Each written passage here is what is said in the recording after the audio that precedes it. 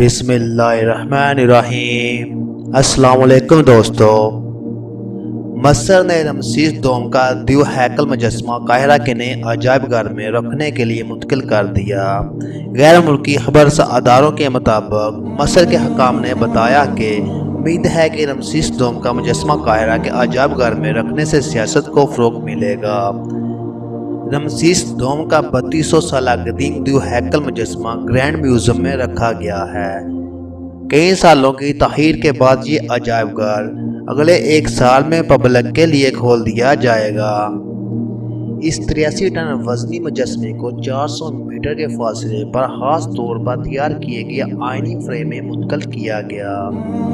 مصر کے وزیر نوردرات خالد عنانی نے اس تقریب سے خطاب کرتے ہوئے کہا کہ رمسیس دوم کا یہ مجسمہ دنیا کے سب سے بڑے عجائب گھر کے مرکزی ہال میں بالکل اسی طرح محافظ کے طور پر موجود ہوگا جیسے یہ منف میں مقبرے کا محافظ تھا۔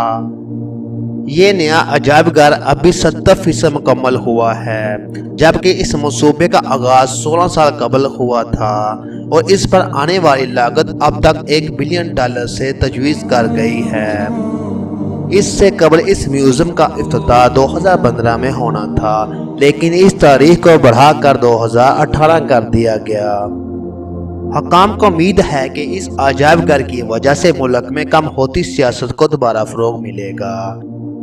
رمسیس دوم کا 39 فٹ بلند مجسمہ 3 صدیاں قدیم ہے اور اس مجسمے کو 1820 میں اطالوی ماہر آثار قدیمہ نے دریافت کیا تھا۔ 1955 میں مصر کے صدر جمال عبد الناصر نے اس مجسمے کو قاہرہ کے ریلوے اسٹیشن کے سامنے رکھنے کا حکم دیا تھا۔ 2006 میں اس مجسمے کو نئے عجائب گھر کے لیے الاٹ کی گئی جگہ پر لے جایا گیا۔